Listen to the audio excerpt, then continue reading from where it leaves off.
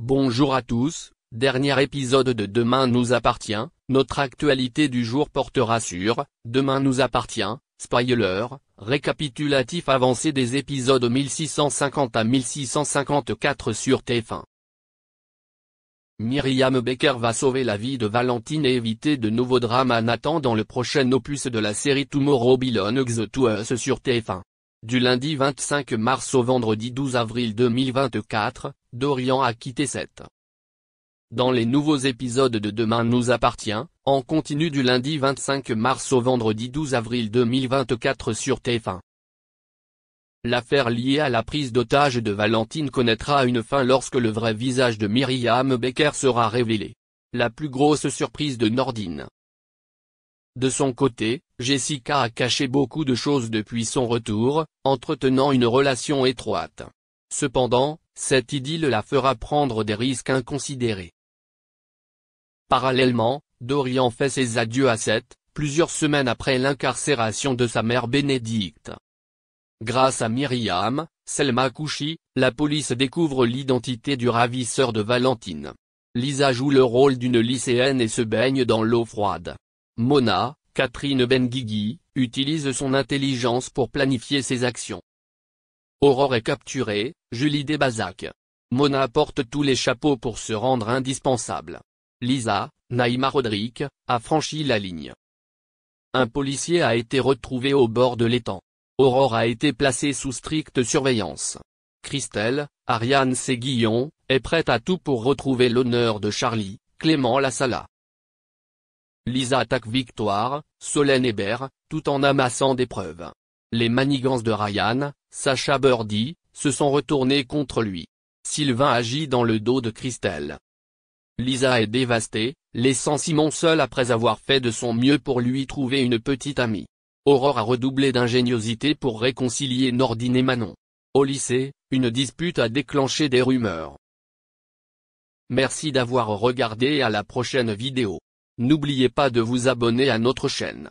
En attendant, dites-nous ce que vous en pensez dans la section commentaires ci-dessous.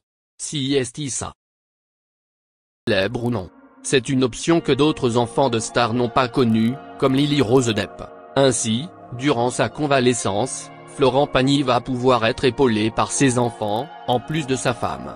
Si la distance risque de les séparer, c'est avant tout dû au fait que ces deux enfants sont des adultes faisant leur propre bout de chemin. À l'âge de 60 ans, Florent Pagny est une véritable légende vivante de la chanson française à la carrière exceptionnelle couvrant plusieurs décennies. Adepte de textes habilement écrits et de décoloration capillaire, le chanteur a connu des hauts et des bas, mais a toujours réussi à prouver à ses détracteurs qu'il est au sommet de son art. Sa carrière commence en 1988, avec le titre N'importe quoi. Il connaît un fort succès pendant de nombreuses années, jusqu'au point culminant de sa carrière, Savoir aimer, en 1997. Il connaît cependant une petite traversée du désert de quelques années, sans parler du fisc qui lui court après. En 2003, il revient au sommet de sa forme avec la chanson Ma liberté de penser, qui est un des plus grands succès de l'année. Il enchaîne depuis les albums et les tournées, bien qu'il partage sa vie entre la France et la Patagonie, sa terre d'accueil.